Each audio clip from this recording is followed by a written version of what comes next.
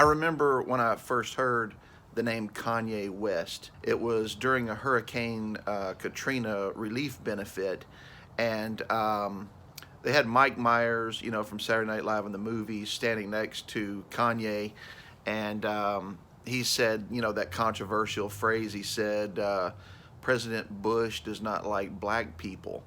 And of course, that created a lot of stir and a lot of news and controversy. He didn't like the way Bush was handling Katrina. I know a lot of people didn't like that. But that's the first time I remember hearing his name. And, of course, he had tons of music that came out later, and I was familiar with the songs. I think Gold Digger was one of the first songs I heard him sing. I'm sure he had more before that, but that's kind of my first memories of Kanye West, and that was probably back in the early, 2005 range, somewhere along there. And then, of course, he was always doing something controversial at his concerts, and then he ended up marrying Kim Kardashian, and that was in the news. So that's kind of my memories of the first times I've heard about him. As far as the presidential interest, I think back maybe 2 years ago, while I was in New York, he ended up going to Trump Tower and had a meeting with Donald Trump. And there's pictures of them shaking hands and kind of doing a bro hug right there in the lobby of Trump Tower. And, he had talked a little bit, I think, at a concert or two about Kanye 2020, and seemed like more of a joke to me. Then, of all things, this year, July the 4th, he announces he's officially running. And he hasn't done a lot of campaigning, especially for somebody of him. I mean, even tweets, he's put out a few, but I don't even know who his running mate is. I had to look it up. It's somebody named Michelle Tidball is going to be his vice presidential. That's the running mate he's picked, and she's a Christian preacher out of Wyoming. And I haven't heard her name thrown out at all. So I don't remember seeing anyone of him saying, hey, here's him being on a stage and being like, hey, here's my vice presidential running mate. And he hasn't mentioned it a lot on Twitter. So anyway, obviously, the other VP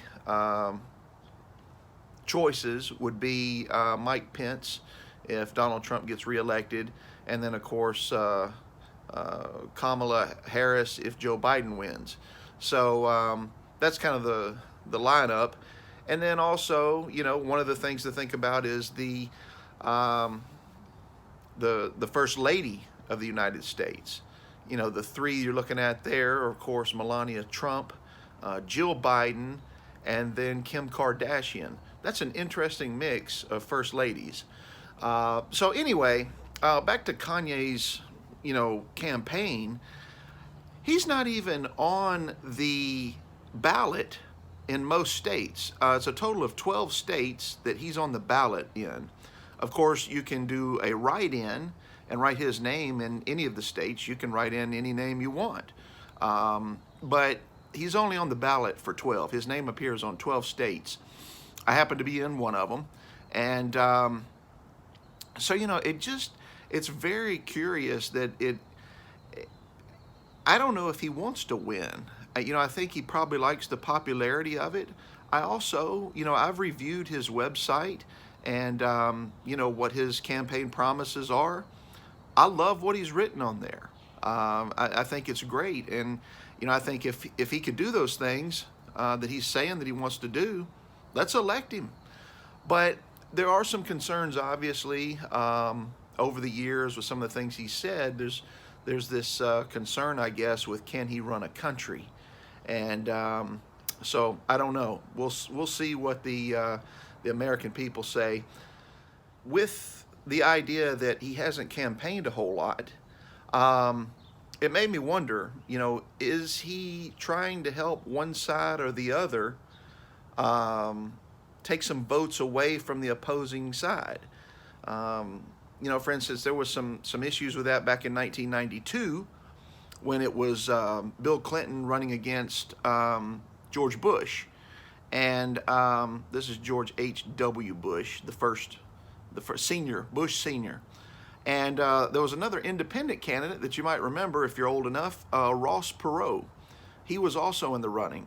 So those three names were on the ballot. And, Ross Perot was this businessman from Texas. And he came in as an independent. And people were concerned, he was more conservative. So they thought, well, he's going to take votes away from Bush, and then Clinton will win. In the end, Perot got 0 electoral votes. And, was that because in those states he kind of took away enough votes from Bush that Clinton got those electoral votes? I don't know. But in the end result, he got 0 electoral votes. Of course, Clinton went on to win the election and then was reelected. So, I don't know if that's the case. It is a little suspicious that he went to Trump Tower a couple of years ago. But at the same time, up until even that time frame, I would have thought that, Kanye West was more of a Democrat. If you just look at how he would vote, some of the things he believes in, he seems more like a Democrat voter. Now, with him professing to be a Christian, he's leaning more obviously towards the conservative side, and I would think, okay, well, he's probably more into the values that Republicans would have. But who knows? I mean, it could go either way. He could be a great choice for president, by the way. And I would vote for him. Quite honestly, I'm undecided. I may vote for him when I get to the poll. But, quite honestly, I may vote for him when I get to the booth. I haven't decided yet. I am concerned about, can he run a country? Can he be commander-in-chief without, going off the rails? And I got to say, I like what I've seen from him over the last year. While I was in New York, he was doing Sunday service, and he was going to have one at the Oculus. The Oculus is that big, beautiful tower down there by the World Trade Center. It's the white building, in front of the World Trade Center, in front of the September 11th Memorial.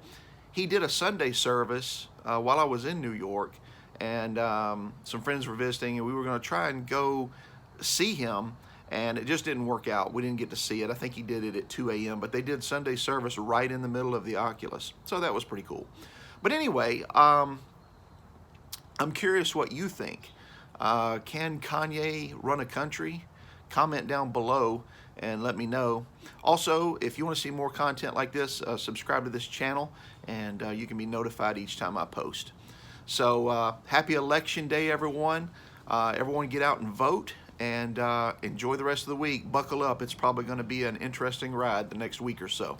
I was watching some of the news channels this morning, and 100 million Americans have already voted, either in-person early voting or mail-in ballot, absentee ballot, and that's just a huge number. That's like 73% of the total vote from 2016.